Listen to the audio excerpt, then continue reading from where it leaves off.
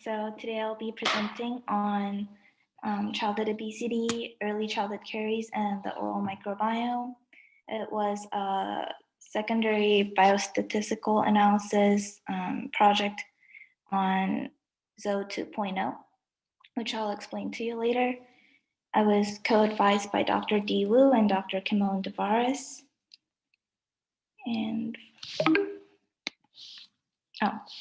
first I want to start off with some acknowledgements. First, my two advisors, Dr. Wu and Dr. Devaris from the Department of Biostatistics and the School of Dentistry. And their two graduate students, Hunyang and Meredith, who were great support for this project. In this presentation, I will be going over some background information, objectives, methods, results, and some limitations and future directions of the project. First, I want to go over some background information on childhood obesity. Childhood obesity is one of the most prevalent conditions in the United States, caused by an imbalance of energy intake and expenditure. And it is measured by the body mass index, or BMI. In children, BMI levels are expressed relative to other children in the same age and gender group because their body composition varies with age and gender. Children in the 95th percentile among the same age and gender group are considered obese. Childhood obesity has been a growing concern in the United States. As you can see on the graph on the right here, this graph was adopted from the 2018 National Health and Nutrition Examination Survey, and it reported that 19.3% of children in the US of age 2 to 19 years are obese. This is about 14.4 million children and records about a 5% increase in the 20-year period. Childhood obesity increases the risk of non-communicable chronic diseases in children, including high blood pressure, high cholesterol, type 2 diabetes, breathing problems, and joint problems. Obese children are highly likely to be obese adults, which increases their risk of chronic diseases, cardiovascular diseases, and cancer in later years. Early childhood caries, or ECC, is another prevalent condition in the US, defined as the presence of one or more decayed, missing, or filled tooth surfaces in any primary tooth in a child under the age of 6. It is caused by the disrupted balance of demineralization and remineralization at the tooth biofilm interface, where the microbiome ferments carbohydrates and produces acid.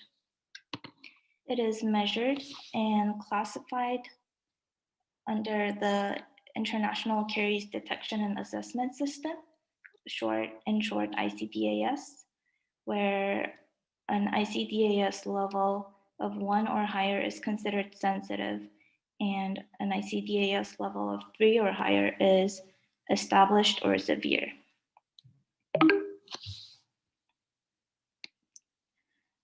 The role of oral microbiome in these two conditions have been investigated in multiple studies, and has been clearly revealed that oral bacteria gives rise to dental caries with its metabolic activities.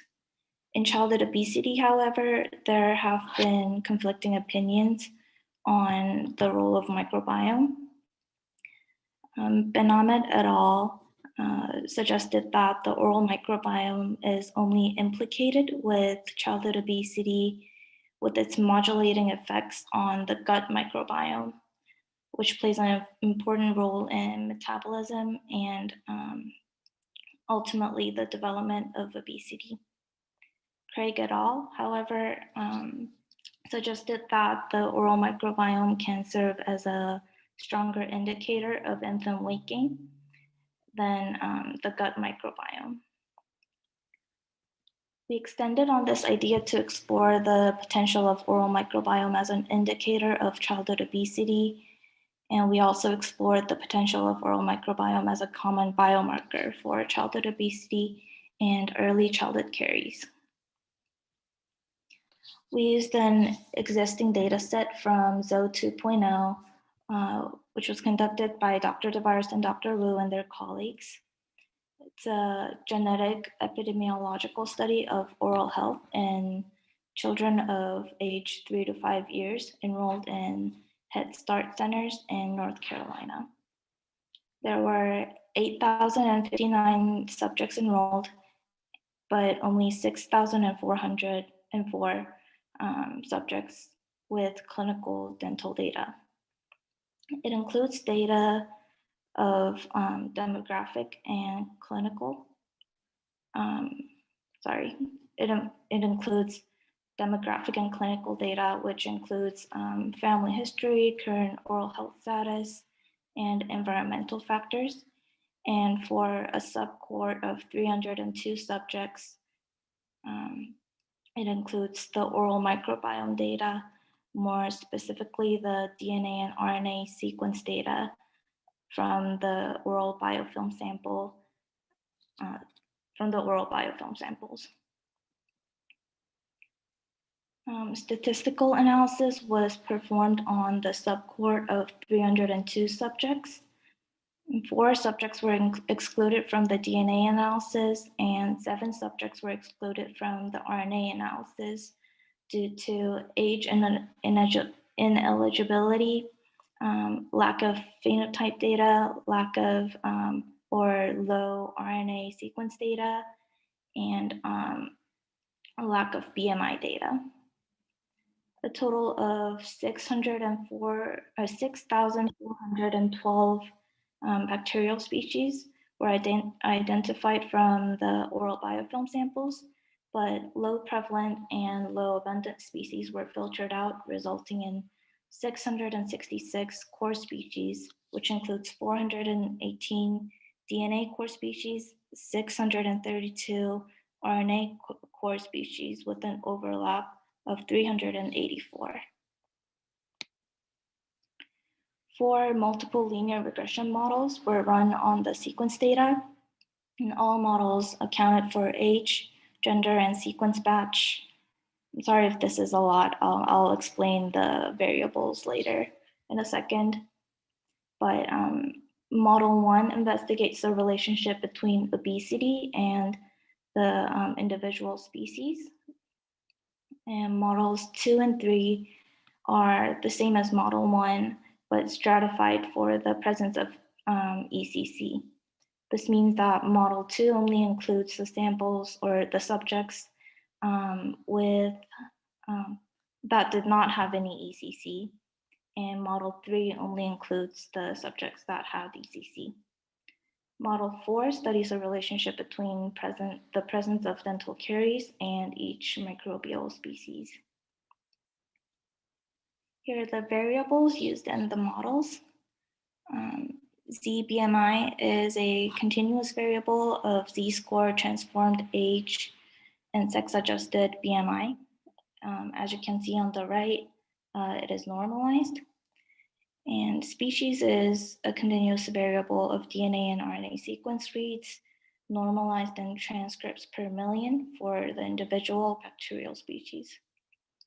Age is a continuous variable in months at the time of the exam of the subjects. Gender is a binary variable of genetically verified gender, boy or girl. Batch is a categorical variable of the identification numbers for each sequencing batch. And finally, T6 is a binary variable of the absence and presence of established or severe dental caries based on the international standards. Each linear regression model was run with DNA and RNA sequence data, and the p-values and the coefficients were extracted from each model. The p-values were adjusted using the FDR method to account for any effect coming from using multiple covariates. The lists of significant species from each model were compared to elucidate the role of each species in childhood obesity and ECC.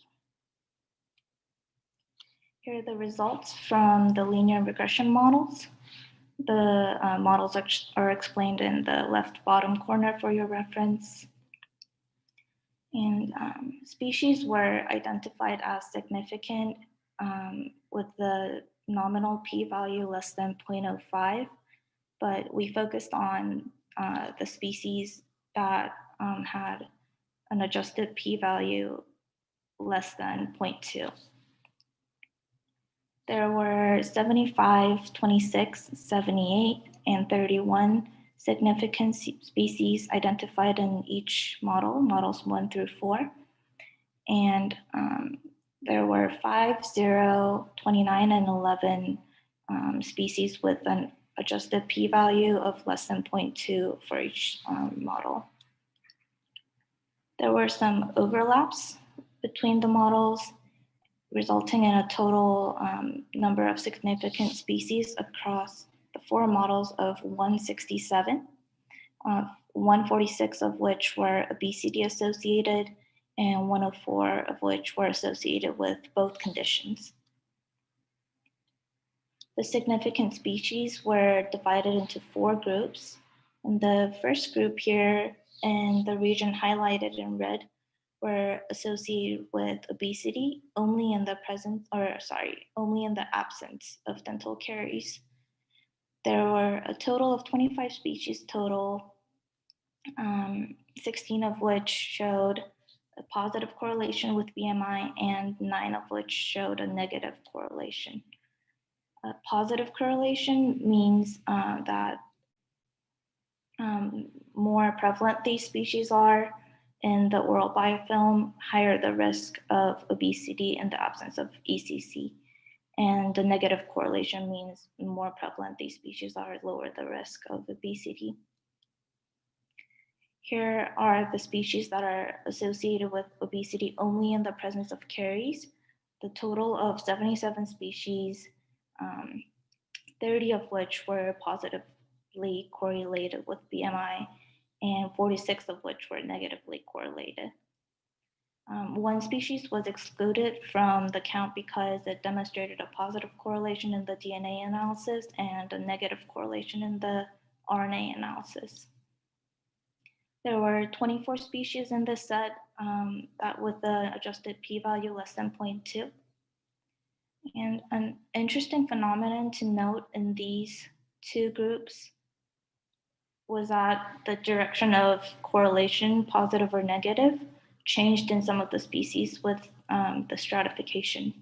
For example, one species had a positive correlation with BMI in model 1 where there was no stratification, but it demonstrated a negative correlation to BMI when it was stratified for the absence of ECC. The statistical and biological significance behind this phenomenon is yet to be explored. So we focused on the groups that I'm about to show you now. Species in this group were only associated with obesity and showed no ECC association. The one species in the small region highlighted in red was included in this group because it showed association to obesity, both in presence and absence of ECC. There were 42 species in total, 23 of which were positively correlated and 19 of which were negatively correlated. 2 species had an adjusted p-value less than 0.2, which are Glycerella species 15-814, which was negatively correlated, and Actinobacillus pleuropneumoniae, which was positively correlated. This means that a lower number of Glycerella and a higher number of Actinobacillus would increase the risk of childhood obesity. Last group of significant species. There were 2 species that were associated with obesity and ECC on separate terms, one of which had an adjusted p-value less than 0.2. Veillonella dispar was negatively correlated to both obesity and ECC, which means that the more prevalent the species is in the oral biofilm, lower the risks of obesity and dental caries would be. In conclusion, Glycerella species 15-184 and Actinobacillus pleuropneumoniae may potentially serve as an indicator of childhood obesity, and Veillonella dispar may potentially serve as a common biomarker for childhood obesity and early childhood caries. Other species need further analysis for conclusive results. Well, the limitation of this study was the limited sample size, resulting in limited testing power. Although the sample used in this study was the largest cohort that has microbiome data of biofilm samples for children of age 2 to 5 years. Larger samples could improve the testing power. Subsequent studies could explore the contradicting directionality of correlation from the stratified sampling and the biological mechanisms of identified species and their roles of childhood obesity and ECC. Finally, the metabolomics of the oral biofilm with regards to the 2 conditions could also be explored to identify any metabolites that could serve as a common biomarker for the 2 conditions. Here are the references, and that's it. Thank you.